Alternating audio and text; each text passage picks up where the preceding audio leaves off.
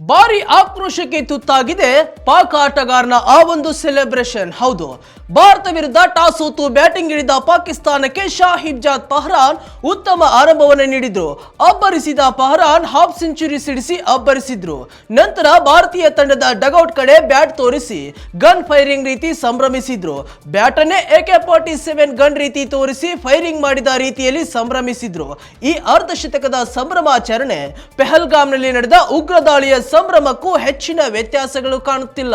ಪೆಹಲ್ಗಾಮ್ನಲ್ಲಿ ಉಗ್ರರು ಗನ್ ಹಿಡಿದು ಪ್ರವಾಸಕ್ಕೆ ತೆರಳಿದ್ದ ಅಮಾಯಕರ ಮೇಲೆ ಹಲವು ಸುತ್ತಿನ ಗುಂಡನ್ನ ಹಾರಿಸಿದ್ರು. ಪತ್ನಿ, ಮಕ್ಕಳು, ಕುಟುಂಬದ ಮುಂದೆ ಪುರುಷರ ಮೇಲೆ ಗುಂಡು ಹಾರಿಸಿದ್ರು. ಇದೇ ರೀತಿಯ ಸೆಲೆಬ್ರೇಷನ್ ಇದೀಗ ಪಾಕ್ ಪ್ಲೇಯರ್ ಹಾಫ್ ಸೆಂಚುರಿ ಬಳಿಕ ಮಾಡಿದ್ದಾರೆ. ಪೆಹಲ್ಗಾಮ್ ದಾಳಿ ಹಿಂದೂಗಳನ್ನ ಗುರಿಯಾಗಿಸಿ ನಡೆದ ದಾಳಿಯಾಗಿತ್ತು.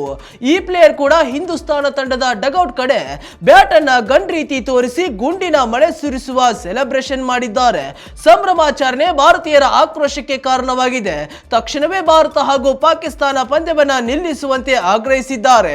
ಭಯೋತ್ಪಾದಕ ದೇಶದ ಎಲ್ಲರೂ ಭಯೋತ್ಪಾದಕರ ರೀತಿಯೇ ವರ್ತಿಸುತ್ತಾರೆ ಎಂದು ಹಲವರು ಕಾಮೆಂಟ್ ಹಾಕಿದ್ದಾರೆ.